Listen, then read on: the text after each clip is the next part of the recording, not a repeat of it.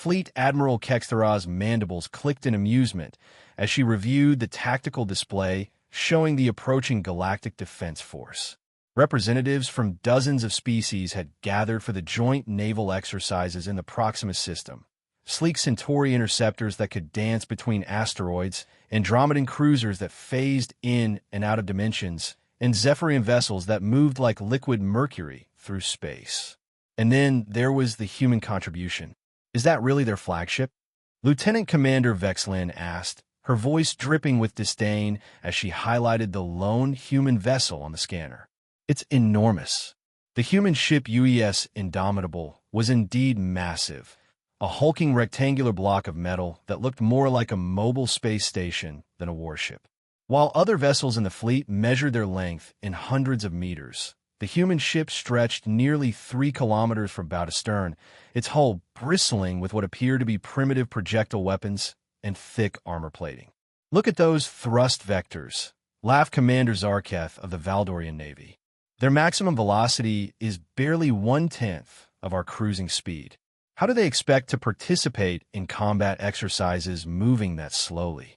Captain Rebecca Martinez of the Indomitable listened to the chatter on the fleet communication channels with grim amusement.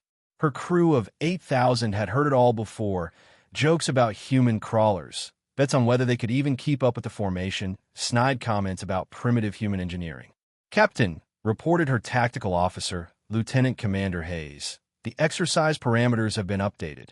We're to engage simulated Korthak raiders in a running battle scenario.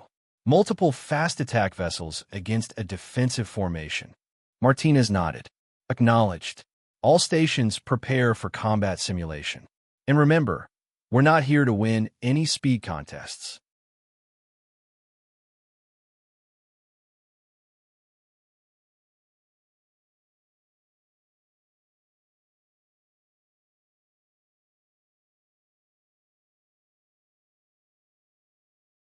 The exercises began with predictable results. The alien vessels darted through space like schools of fish, their advanced propulsion systems allowing them to execute impossible maneuvers while maintaining devastating firepower. The simulated Korthak raiders, controlled by AI systems, were systematically hunted down by the combined fleet's superior speed and agility. All except for a squadron that had broken through the perimeter. Multiple contacts bearing 270 Mark 15. Admiral Kextara's communications officer reported. Fast attack squadron, heading directly for the civilian convoy. The alien vessels immediately altered course, their engines screaming as they accelerated to intercept. But the numbers were grim. The Raider squadron would reach the defenseless transport ships a full 3 minutes before the nearest Allied vessel could arrive. "Human vessel," Admiral Kextara transmitted urgently. "Can you provide any assistance?" Captain Martinez's reply was calm and measured. "Already on it, Admiral. Weapons free." What happened next would be analyzed in military academies for decades. The Indomitable hadn't moved from its position, couldn't move fast enough to matter. But it didn't need to. From concealed bays along its massive hull, hundreds of projectiles erupted into space, their trajectories calculated with inhuman precision. Railgun volleys away, Martinez reported matter-of-factly. Impact in 47 seconds. The alien commanders watched in stunned silence as streams of tungsten rods, each traveling at significant fractions of light speed, began intercepting the simulated raiders with surgical accuracy.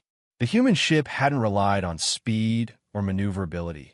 It had simply calculated where the enemy would be and filled that space with hypersonic death. Impossible, Breted commander Zarketh. The computational requirements alone. Target destroyed, announced Lieutenant Commander Hayes. Target destroyed. Target destroyed. The litany continued until the entire Raider squadron had been eliminated.